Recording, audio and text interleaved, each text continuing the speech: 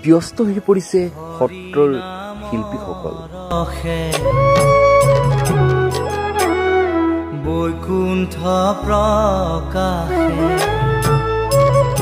দিন ৰাত একাকাৰ কৰি হাতে কামে লাগি ব্যস্ত হৈ পৰিছে সত্ৰৰ শিল্পীসকল।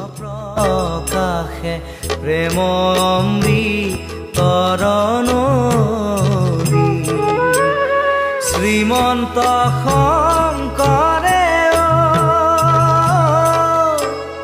পাৰ ভাঙি দিলে শ্ৰীমন্ত শংকৰে পাৰ ভাঙি দিলে বহে ব্ৰহ্মাণ্ড কভেদি